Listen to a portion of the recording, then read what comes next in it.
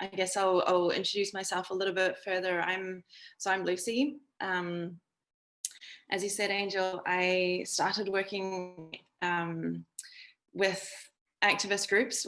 I became an activist about 3.5 years ago, and with Paradise Rizing, I started running meditations and group sharing circles for activists in early 2018. So things have changed quite a bit since then. So now with 2020, after my burnout last year, which I'll talk a little bit more in detail about a little bit later.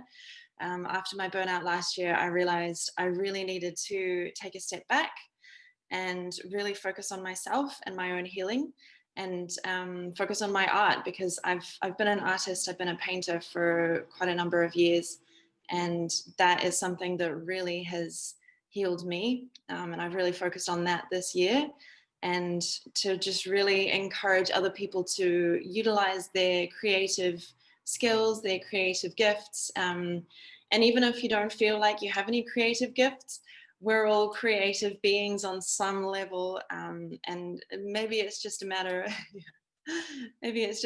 of doing some journaling, getting into the flow of writing, and expressing ourselves through all these different media that we have available to us. So we'll go into a little bit of a journaling exercise towards the end, but yeah, if there are any questions, if there's anything that you'd like me to touch on as we go, please let me know.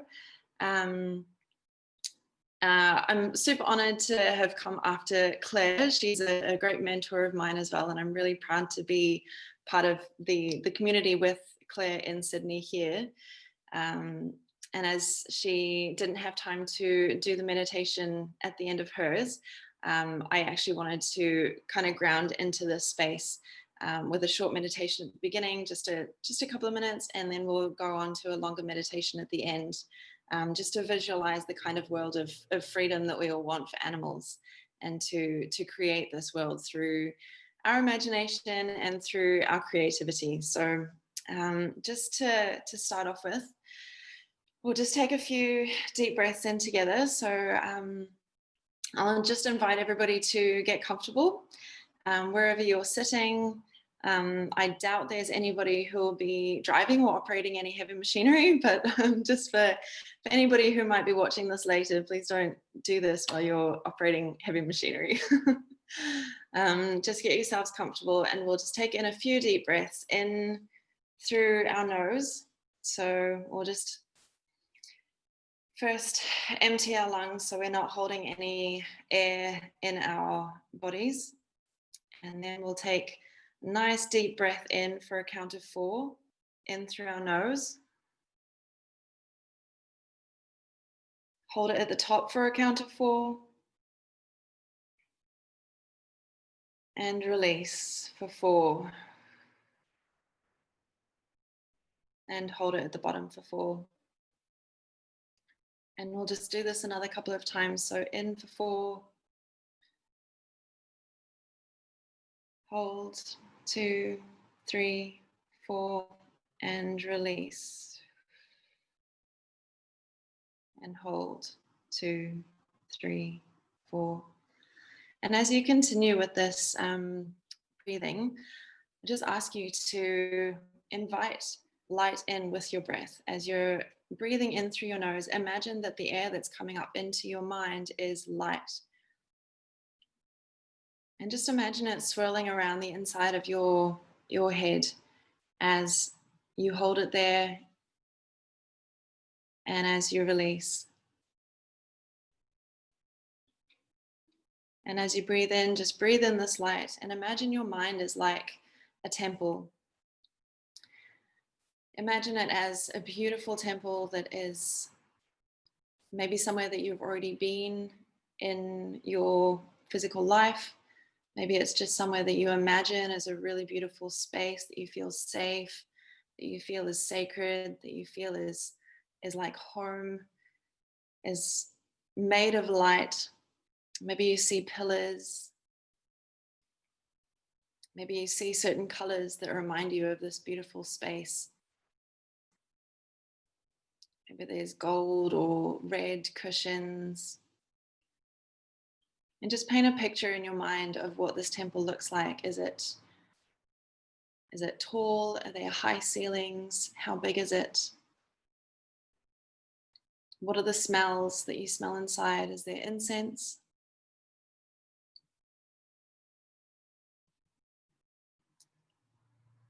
And I invite you to just imagine yourself walking around this space, looking up at what's on the walls and feeling this sense of calm, this sense of peace as you're walking around inside this beautiful temple, this space that you feel safe and is sacred.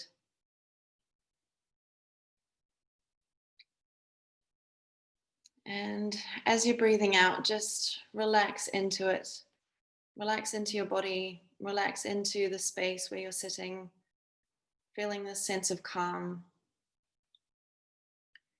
As you bring your awareness gently back to where you're sitting now, and you feel the sensation of the ground below you, of the air on your skin,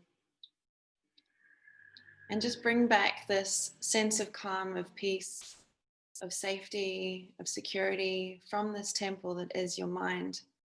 Bring it back with you into this present moment.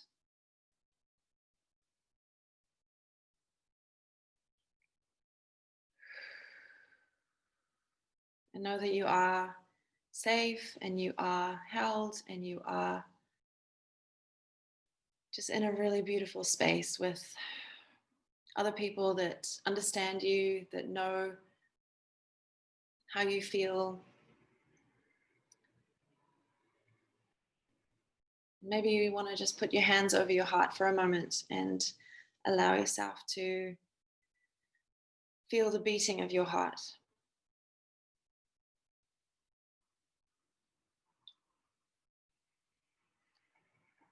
And just gently bring your awareness back to where we are together. Bring your eyes open.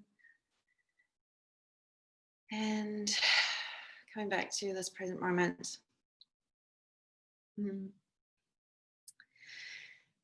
Thank you, everyone. I hope you're feeling nice and relaxed and calm. And we'll just go into some slides. So I'd like to share with you some imagery of some things that I guess, as the description of today's workshop described, is a brief history of some art for action. So I'll just start with, so I'm going to share my screen. Vipassana, I highly recommend Vipassana to everybody as a meditation technique. We are looking at empowering ourselves through the arts. So as I said, I'm now really focusing on encouraging action through the arts as well as self-care through the arts. So as a platform for artists, for activists to be sharing the message of freedom, of truth, of peace, of unity, of diversity, of equality, of all these things that we as vegans, as animal rights activists, we want to embody. Obviously, we will have our own specific sort of set of values, but generally I see veganism as a set of values that we choose to live by.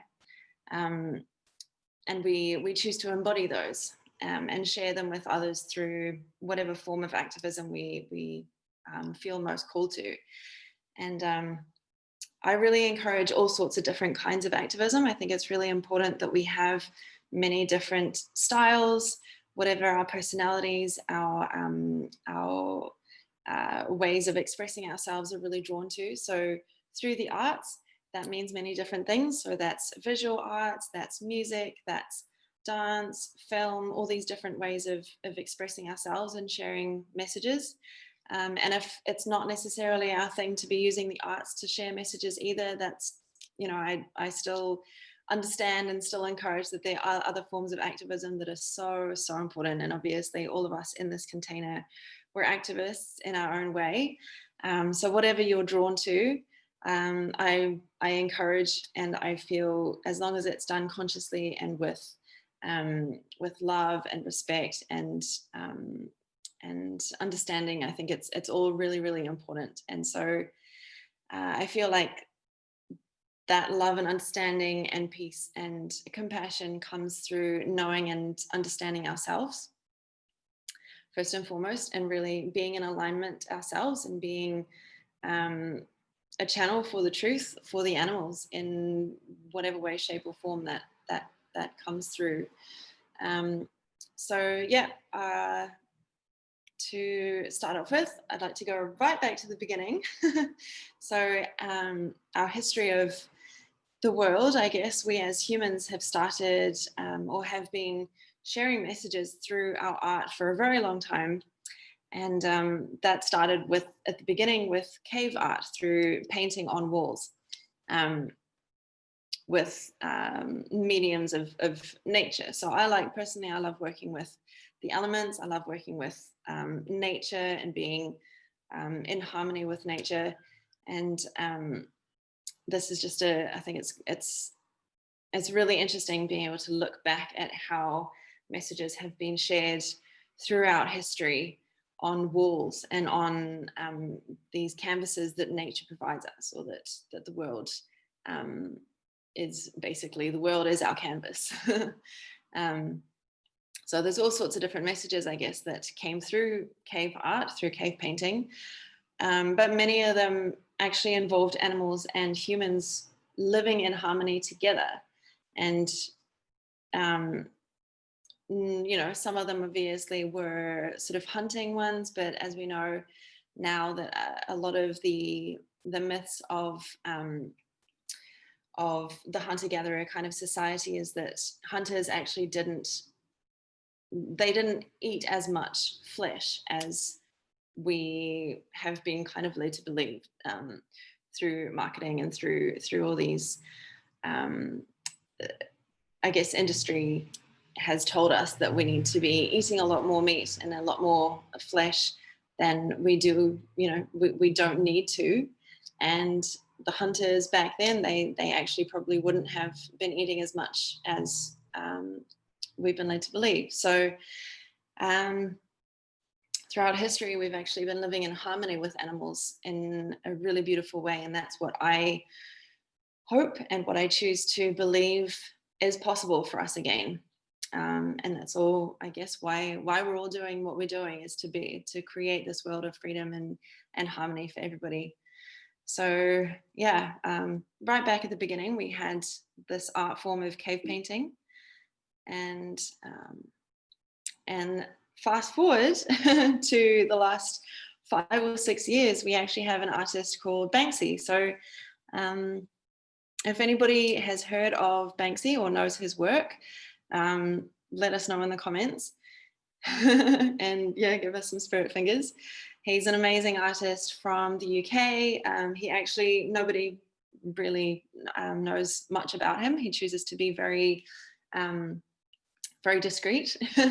But his art, his creativity has definitely empowered a lot of action and a lot of shifts in consciousness, shifts in perceptions and mindsets. So this one here on the left, this has been really appropriate and really powerful for me this year, especially. If you want to achieve greatness, stop asking for permission. This is something that I used to do a lot. I don't know if many of you resonate with that message.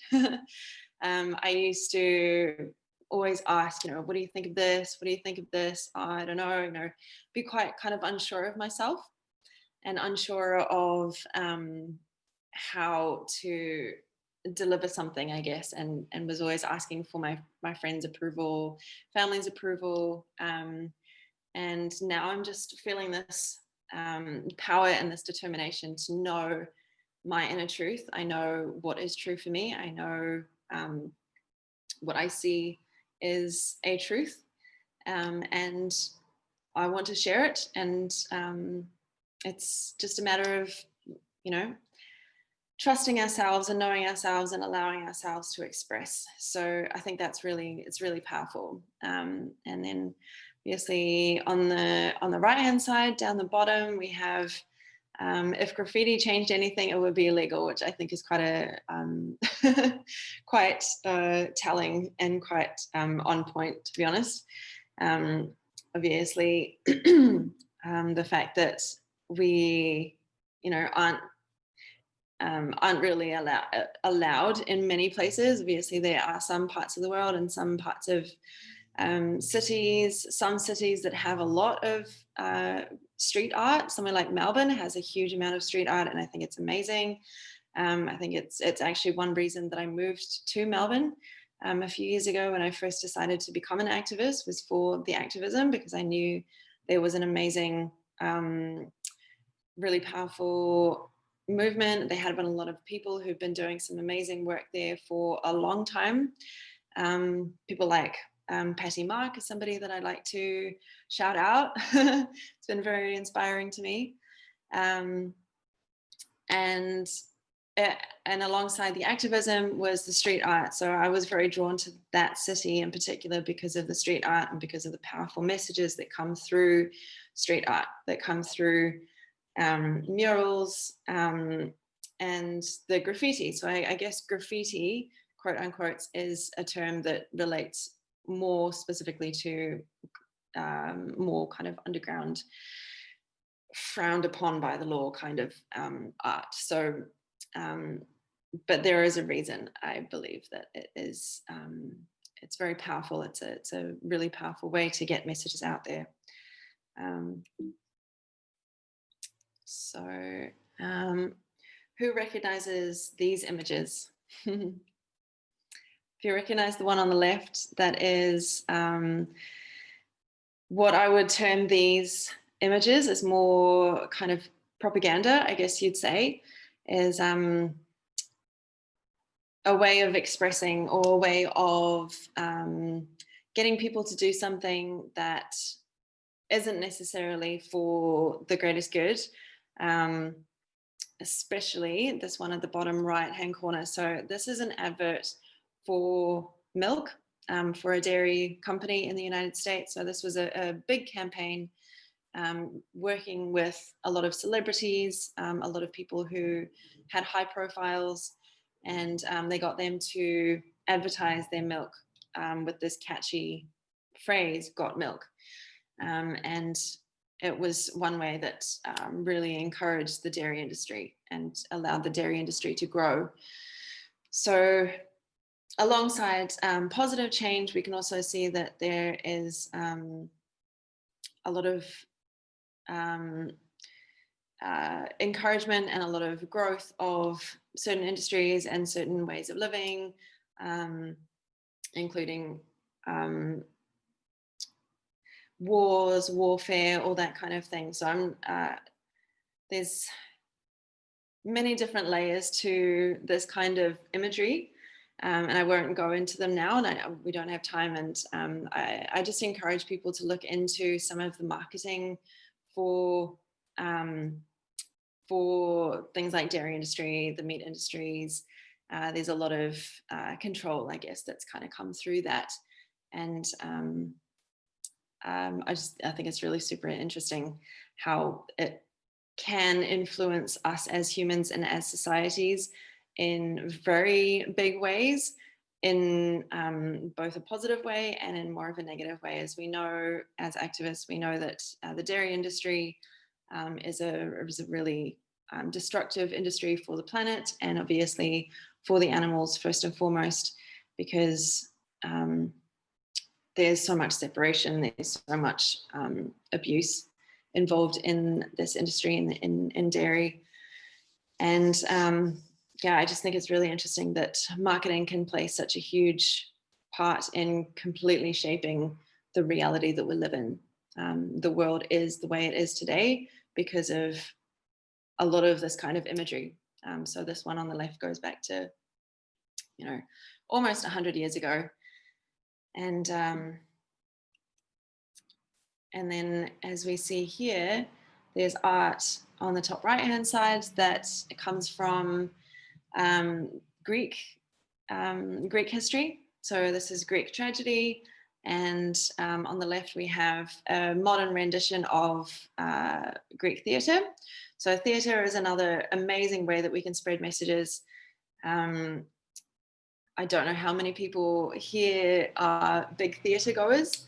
I haven't been in a long time, but I used to love it.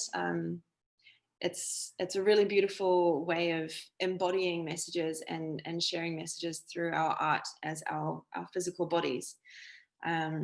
And acting and action go hand in hand, I feel, because it's, you know, theatre, as we see on the bottom left-hand corner here, is really powerful to get messages out on the streets and through social media as well. So regardless of, you know, what kind of groups we're involved with, or you know, how we feel about this kind of street theatre, I feel like it's really powerful. There's some really powerful imagery that can come out of it, and there's some really powerful change that can happen through people embodying these messages and using color, using makeup, using, as you can see there, their hand signals, all these different ways of spreading the message with our bodies is really, really powerful. And on that note, something that I'll touch on again in a minute is actually dance. Dance is a really powerful way to express, allow emotion to move through us, and share messages of light and love and freedom and sovereignty. So that's something that is really important to me, and I think it's a really powerful way for us as humans and as activists to be expressing our emotions and allowing that energy to move through us. So here we have some films that maybe some of you have seen or you remember from back in the day as well. The Matrix is something that's been really important to me through my journey. I guess it came out maybe nearly 20 years ago. It's quite a long time ago now. And it's been really powerful in helping shift people's perceptions and people's awareness of what the world is like. And I think it's a really powerful activist kind of film as well. And then somebody who a character from a TV show that I feel has influenced me and I've been really inspired by is just this character of Daenerys from the Game of Thrones, which some of you might have seen as well. She's a really powerful activist in her own way, I feel as well. And I think these characters that are portrayed through film, through TV, through music, these characters that people play are really powerful in sharing messages and empowering us as individuals that we're inspired by or we're influenced by. And then we also have Avatar, which was created by James Cameron, a fellow vegan. And the world of Pandora that they lived on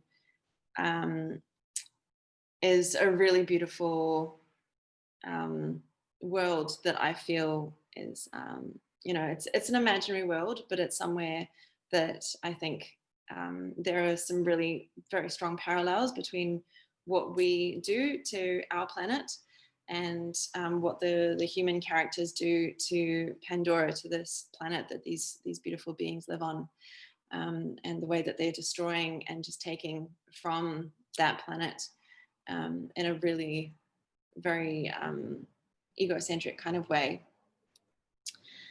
And here we have some beautiful paintings from a fellow vegan artist called Linda Bell. Some of you might have seen her work as well. So she has some really amazing canvases.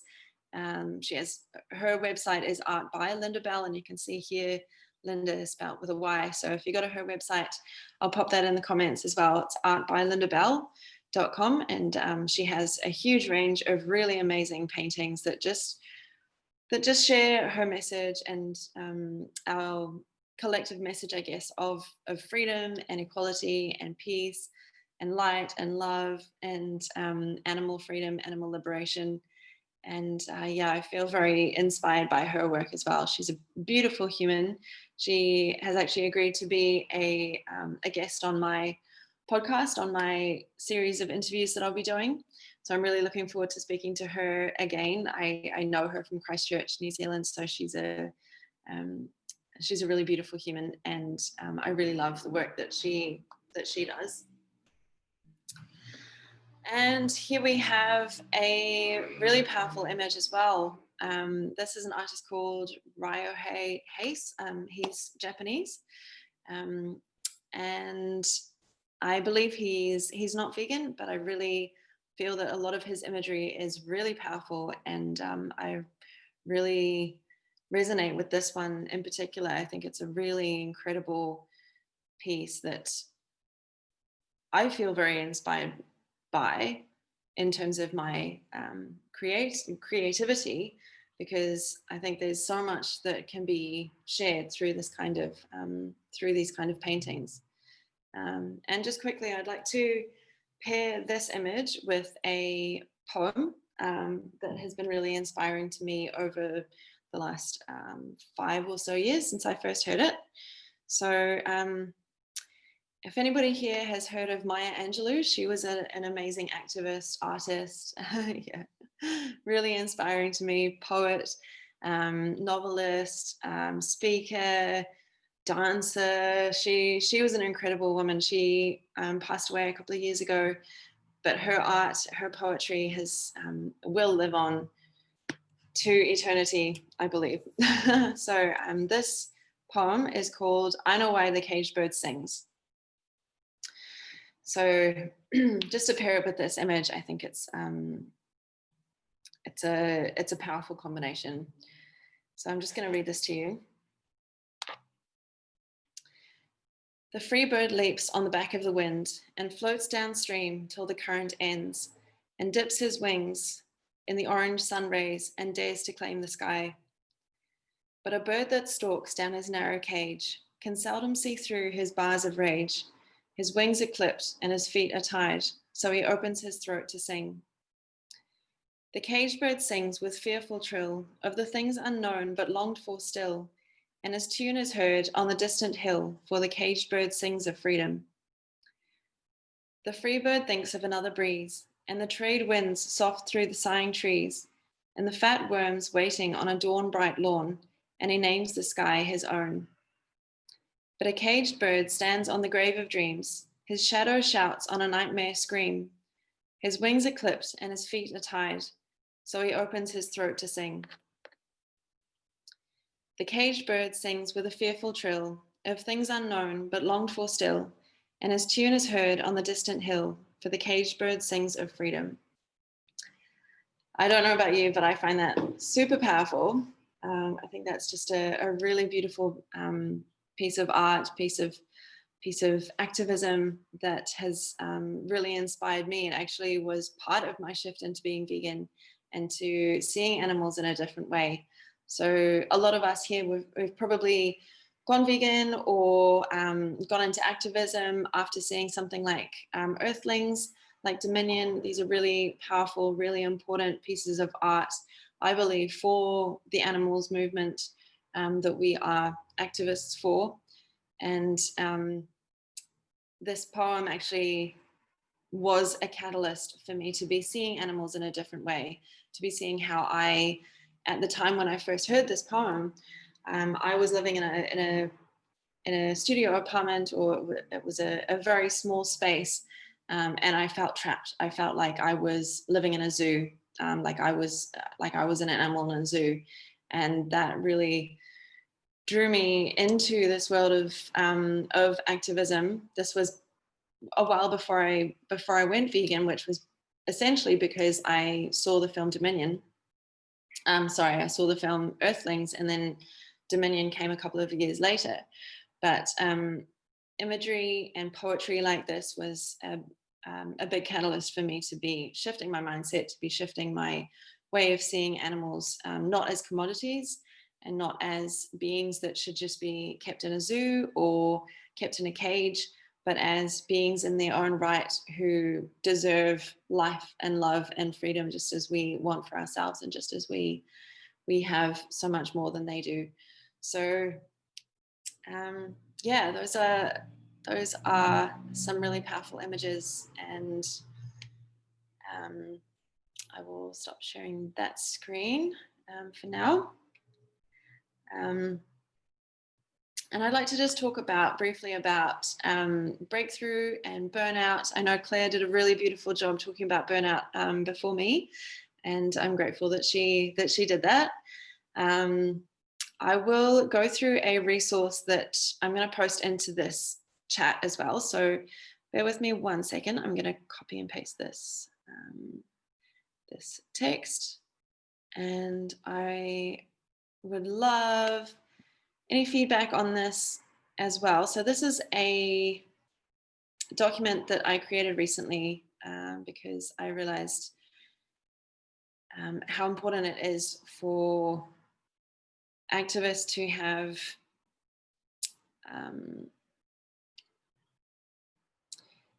just a very simple document like this with some links to some music and some YouTube channels that are really uplifting and encouraging to dance and to meditate.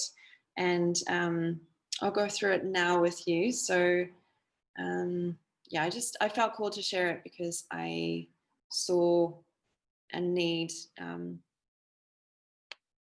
within the activist space. So here, this one.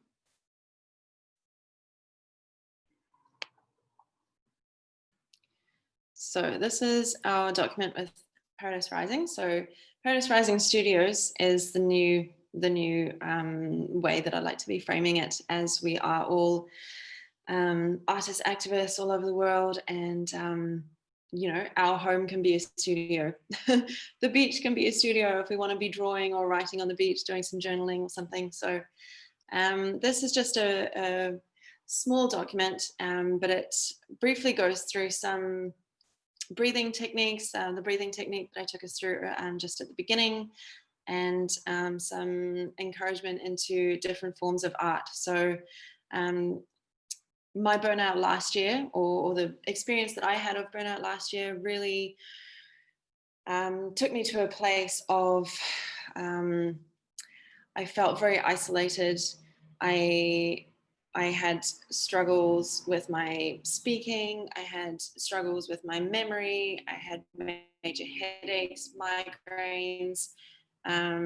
I felt just really completely isolated from everybody in the world. I was in Europe. I'm back in Sydney now, but last year I was doing a tour of Europe, and I got to a point where I just realized that I really needed to take a step back, have a break from activism. So if anybody is at that point where we or you feel similar kind of experiences, if you have this lack of energy, sleep disruptions, depression, disordered eating, some of these symptoms, I really encourage you to consider taking a break and coming back when you feel full, when your cup is full and overflowing. So you're overflowing with energy, and you're overflowing with love, you're overflowing with information that you want to share. You come back and you're in it for the long haul, because this is not a sprint, this is a marathon. We're going to have to keep doing this for a long, until the world is free, until animals are free. And if we need to take breaks, and that might mean taking a break for a weekend, that might mean doing a Vipassana retreat, a 10-day retreat, that might mean just stepping back from groups that you need to have some distance from for a little bit. It doesn't have to be permanently. Nothing is permanent in this world. Generally, the one constant that we have is change. So letting go of things is really allowing ourselves to release is a really powerful shift in mindset, I guess. Something that I've learned over the years is the ability to let go. And that really is self-love. That's love for others. That's love for the cause, for the animals, and doing what we need to do to make sure that we are in this for the long haul, because it really is. It's going to be a marathon. And so the first thing that I really encourage people to do when you do take a break, if and when you take a break, is to just find yourself a safe space, somewhere that you feel safe, that you feel you can relax and just sleep. Turn off your devices, close the curtains. You might need to sleep for a couple of days. Just rest as much as you can, and allow yourself to be in the company of people who love and cherish you. Last year, I was lucky enough to spend time with a family who just were angels. Really, they did so much to help me through it. And so surround yourself with energies, with music that is uplifting, that's positive. If you like to check out our Paradise Rizing Studios Spotify playlist, please do. It's quite long, there's quite a bit on there. And there's also a link here to the Meditative Mind, which is a beautiful channel on YouTube that just has some really awesome frequencies that you can meditate to. And then I really encourage you to ground, eat healthy, nutritious food that's just, whole food, plant-based is a diet that I really encourage. So that's food that is from the earth, of the earth, and is as close to its natural form as you can find. And yeah, these breathing techniques, being out in nature with your shoes off, connecting with the earth, connecting with the animals, listening to the sounds of the birds, listening to the sounds of nature, the elements. And there's another couple of links here to the Vipassana website, and Anapana is another technique that works with our breath. So it's all about non-judgment. It's all about allowing ourselves to breathe and to be how we naturally are in that moment, without judgment, without control, without trying to change anything. It's just allowing ourselves to be in that present moment. And it's transformed my life. Absolutely. Vipassana was a huge catalyst for me in my journey as well. And then I really encourage just starting to express ourselves through our art. So through drawing, through painting, through journaling, through dancing. I really love to dance.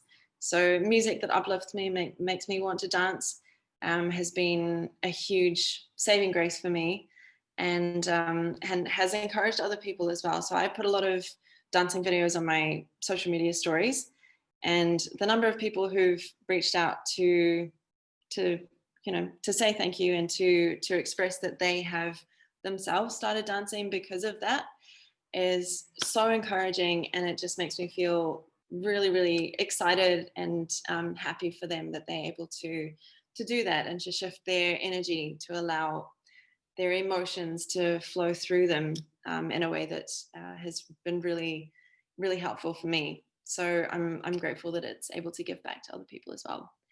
And then, yeah, I just really encourage everybody to embody that. So to find whatever of these different art forms resonates with you most, whether that is drawing or journaling, or writing poetry, through music, through creating music, and through sharing your message through all these different forms.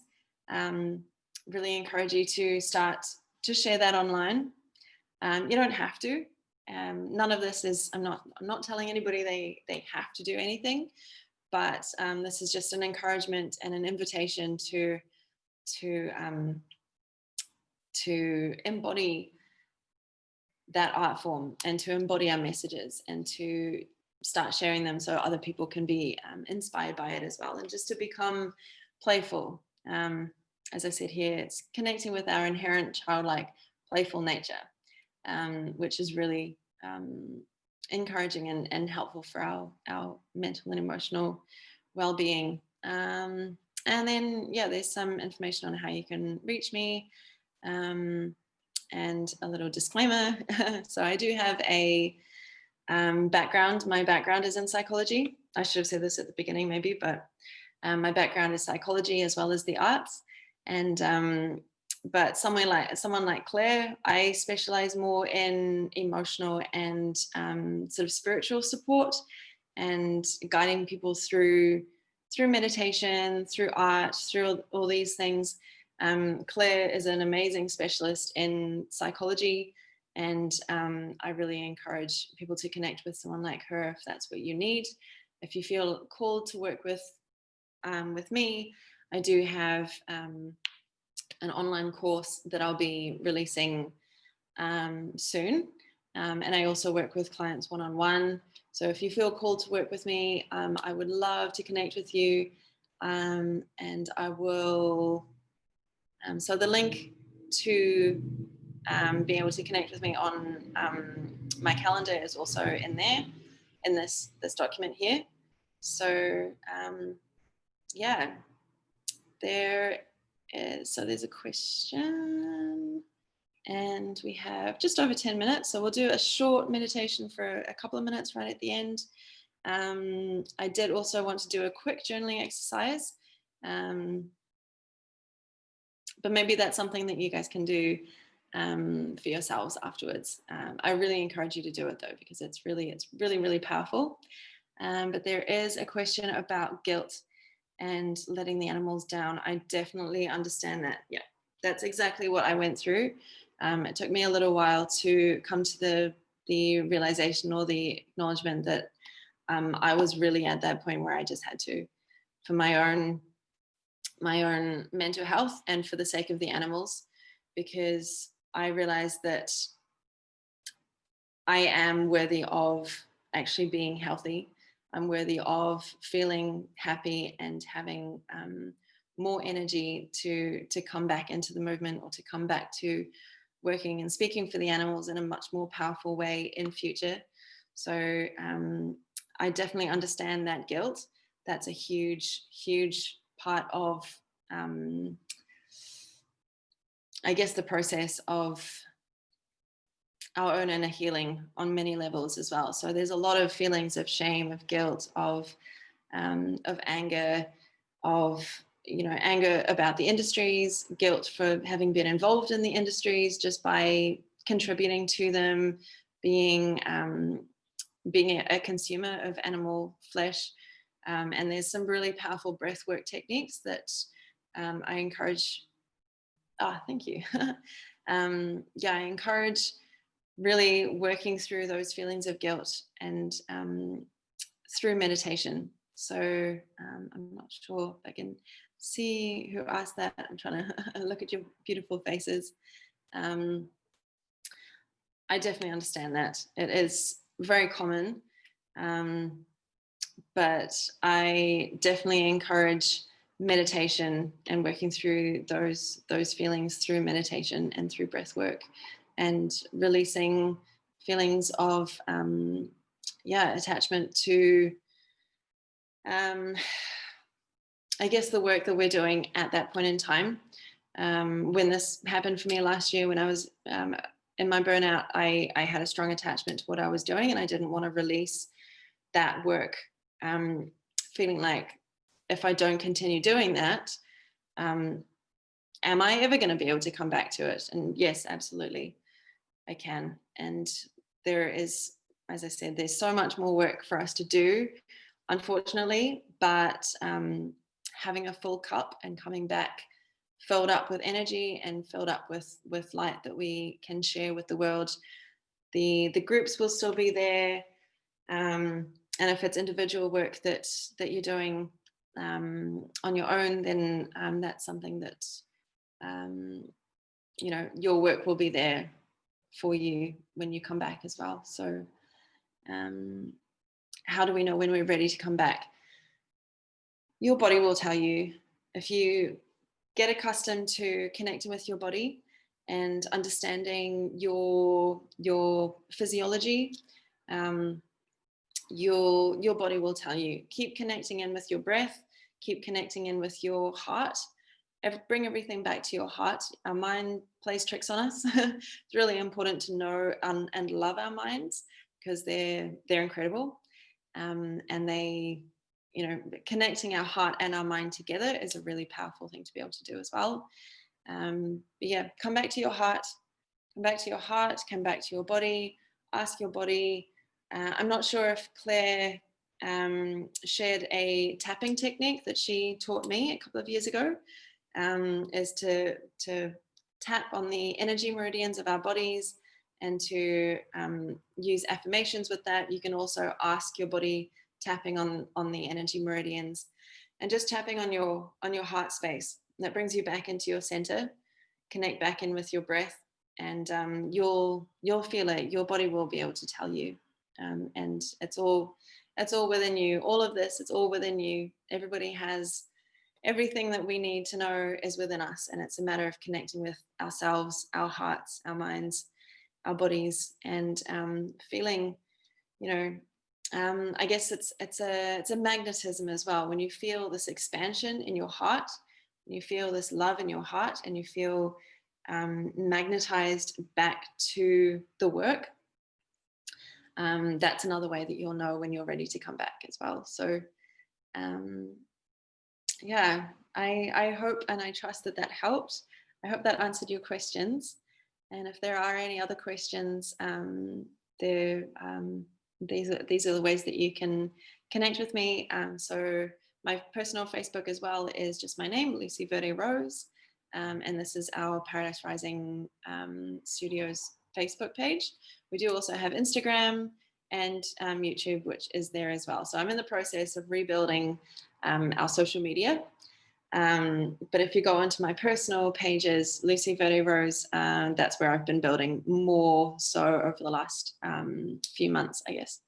So yeah, we have about 7 minutes left. So I'd like to just ground us out, and we can transition into the next speaker. And yeah, got a couple of minutes. So cool. I'll just ask you to close your eyes again and we'll bring ourselves back into our breath. And just taking some nice deep breaths in through our nose. And just allow it to be however deep, however long, however strong it needs to be, without judgment.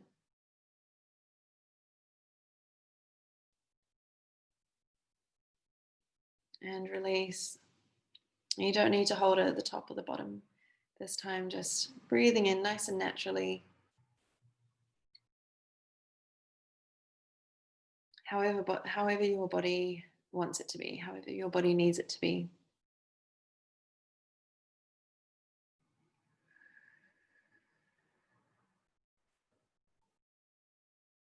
And just dropping into your heart space. Maybe you want to put your hand over your heart. Feel the beating of that heart inside you. Moving the blood, moving the oxygen, moving the life force, that beautiful energy through your body into every cell of your body. That blood, that stream of life that runs throughout each one of us. We're all connected. We're all one. We are all the same. We're all equal. We're all in this world together. Just as the animals have their beating heart just the same as ours. Exactly the same. It pumps their blood through their bodies, just as our beautiful beating hearts pump our blood through our bodies. And just visualize it like a network of roots moving through your body, these veins. It's a beautiful, intricate network of life force that connect our energy centers, connect our minds with our hearts, our stomachs, our roots that connect us down into the earth.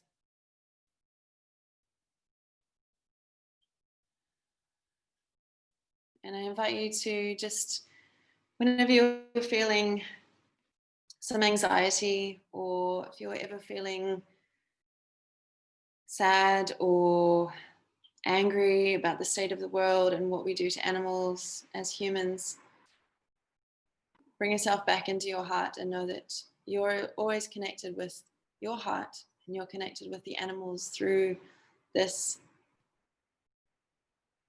part of your body that is always with you. Your heart, your breath. These are always things that we have. Just as we have Mother Earth below us, every moment of every day, we're always held safe by Mother Earth. And we can always connect in with these such vital parts of our beings. So I just invite you to come back to the present moment with your breath. Bring your awareness back to your breath again.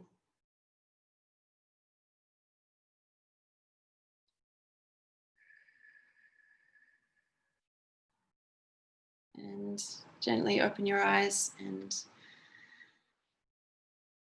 ground ourselves back into this space. So thank you. And the exercise that I was going to go through, I ended up just talking.